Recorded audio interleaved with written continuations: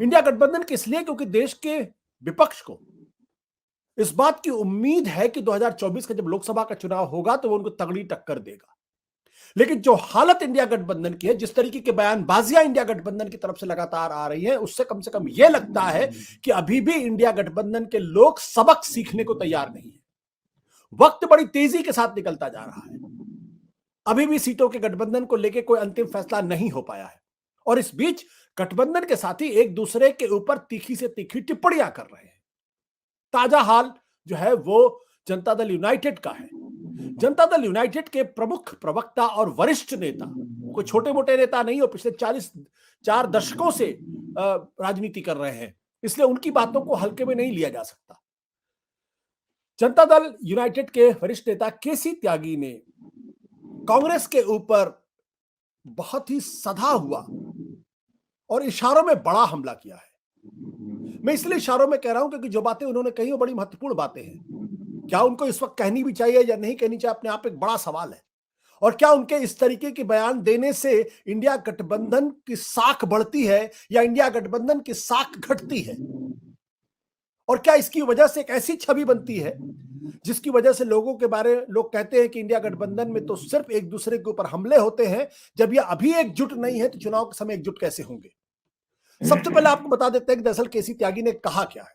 बस 2 छोटे छोटे टुकड़े मैं आपको सुना रहा हूं, दिखा रहा हूं इस वक्त।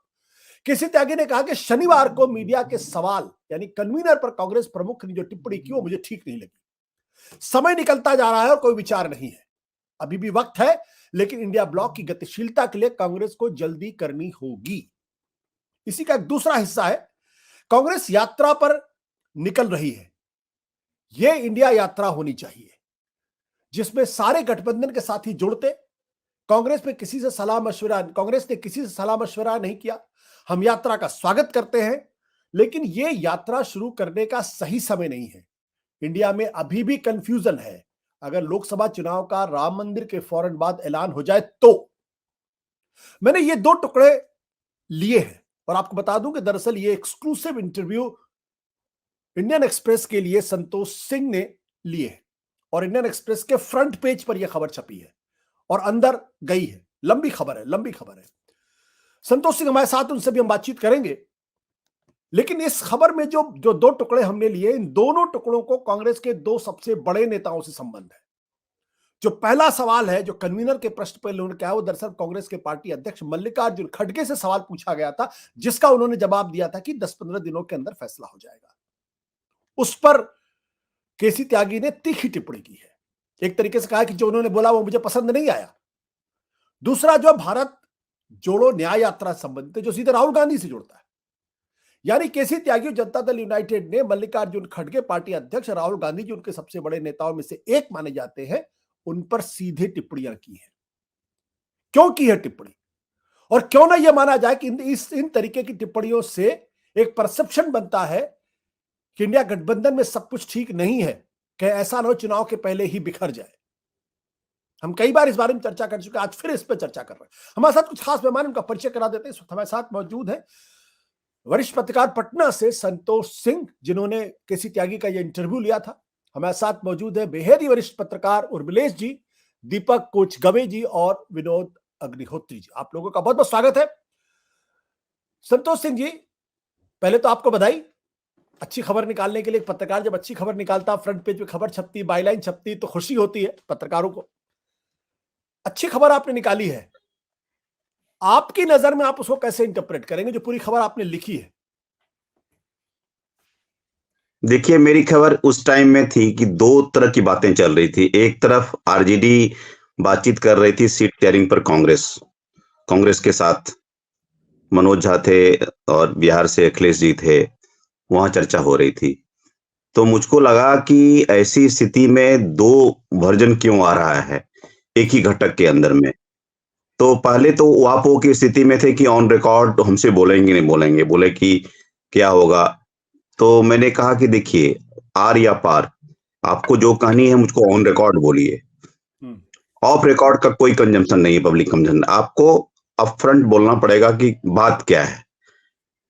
तो उन्होंने इस चीज को, जैसे कि आपने 2 खंड बताया, और उन्होंने एक और इशारा किया कि कहीं ऐसी स्थिति नहीं हो जाए कि कांग्रेस अलग थलग हो जाए, जो कि आप इशारा कर ही रहे हैं। उन्होंने गिनाया कि बिहार में हम नाराज हैं, वहां आप देखिए कांग्रेस और टीएमसी के बीच में चल रहा है, अधीर रंजन प्रेसिडेंट रूल की मांग कर रहे हैं, उनको जी। कहा जा रहा है कि बीजेपी के एजेंट हैं। तमिलनाडु में भी डीएमके और कांग्रेस के बीच में यही इक्वेशन है। सीपीआई के राज्यसभा एमपी केरला के कह रहे हैं कि राहुल गांधी के वायनाड से लड़ेंगे, उनकी प्रॉपर्टी को हम चैलेंज करते हैं। तो आप देखिए, एक तरफ से देखिए नॉर्थ से लेकर के साउथ तक, वेस्ट तक चला, सब तरफ से देख लीजिए, वो कह रहे हैं कि फिर ये क्या है। फिर उन्होंने कहा कि जब एक इंपॉर्टेंट बात जिसकी चर्चा भी आप शायद करेंगे, मैं कर ही देता हूं, जी जो जी। उन्होंने महत्वपूर्ण बात की उस पर स्टोरी मैंने आज की है।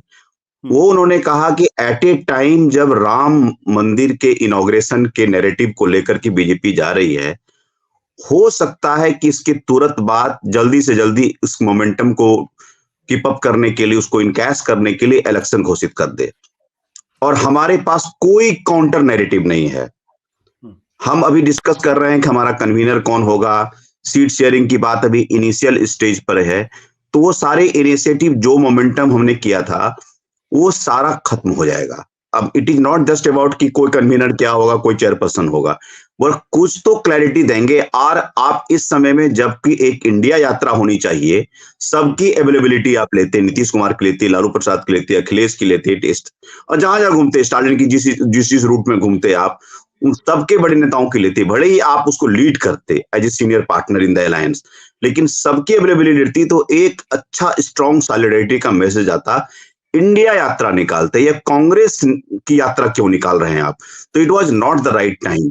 तो उन्होंने in those many words very diplomatically, he also said a very strong line, we want a stronger Congress, but we also want a stronger India bloc.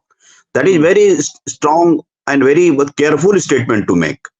उन्होंने ये 3-4 बातों से एकदम स्पष्ट है कि एक ही अलायंस के अंदर में, वैसे आरजेडी का एक क्लैरिटी है, वो डिफेंसिव है, उनके कांग्रेस के साथ शुरुआत से अच्छे तालमेल है, उनको कोई दिक्कत रही। जेडीयू ने कहा सीट शेयरिंग पर भी आप ही बात कर लीजिए, वो आपके अलायंस पार्टनर हैं, वो सारी बातें ठीक है। लेकिन जो जेडीयू का पोजीशन है, वो मुझे लगता है कि हाल के दिनों में वो तल्ख होता जा रहा है, which does not bid well for the alliance. जी। आपने कहा डज नॉट, मतलब इस कहने का मतलब ये कि ये गठबंधन के लिए अच्छी बात नहीं है। इस नाराजगी का कारण क्या है? क्या ये कि नीतीश कुमार के माध्यम से, क्योंकि एक तो ये माना जाएगा बिल्कुल स्पष्ट तौर पे, त्यागी जी ने अपने स्तर पर तो बयान दिया नहीं, जरूर से कहीं उन्होंने नीतीश जी से तो जरूर बात की होगी, क्योंकि वो इतने मजे हुए नेता है कि उनको एक एक शब्द का अंतर पता है कि एक एक शब्द का मतलब क्या है, जो बोल रहे हैं वो क्यों बोल रहे हैं, उसके लॉन्ग टर्म दूरगामी परिणाम हो सकते हैं। इस तल्खी का कारण क्या लगता है आपको? तल्खी की दो ही वजह है। एक तो आप देखिए कि अब क्या नेशनल कन्वीनर की याचना किया जाए। उन्होंने पूरी तरह से नेशनल कन्वीनर के बारे में अब इतना बिल्डअप मोमेंटम किया है, बीच में एक सारी मीडिया ने खबर की, एक तरह से उनको नेशनल एम्बैरेसमेंट हुआ ना, कि भाई आप इतने खबर आने के बाद, और ऐसा नहीं था कि जेडीयू का प्लान था, खबर का एक पार्ट कांग्रेस से भी आया हुआ था, तो उसके बाद आप कुछ नहीं कर रहे हैं, वो मान रहे हैं कि ये भी सेरेमोनियल पोजीशन है। तो एक तरह से एम्बैरेसमेंट। इनका ये कहना है कि भाई हम जब 17 में वापस गए थे तो भी तब आपने कुछ नहीं दिया था, इस बार हम आए हैं, मुहिम की शुरुआत की है, तो हमारे अपने नेता को एक्नॉलेज नहीं किया है। हम पिछली बार भी आपको बोले थे कि वो, उनको लगता है कि हम जाएंगे काडर में क्या बोलेंगे, हमारे नेता नेशनल कन्वीनर हैं, तो जाएंगे, एक थोड़ा सा भरी सेरेमोनियल पोजीशन है, जहां भी रैली करेंगे थोड़ी सी हमारी हनक होगी। वो एक तरह से ये मान चाह रहे हैं कि हमको आप रेस्पेक्ट दीजिए, अपनी प्राइमेसी रखिए, आप जो भी चेयरपर्सन का पोस्ट अपने पास रखिए, वो ये है। और दूसरी बात है कि क्लैरिटी ऑफ एजेंडा नहीं है कि आप चाह क्या रहे हैं, कि राम टेम्पल कर रहा है तो आप क्या चाह रहे हैं, उस कास्ट सर्वे को लेकर के जो आपने इस्तेमाल किया 3 राज्यों में, उसको आप नैरेटिव क्यों नहीं बना रहे हैं, ईबीसी पॉलिटिक्स के अराउंड पॉलिटिक्स क्यों नहीं कर रहे हैं। हम अभी कर्पूरी ठाकुर की जयंती मना रहे थे, उसमें आप सॉलिडिटी देते।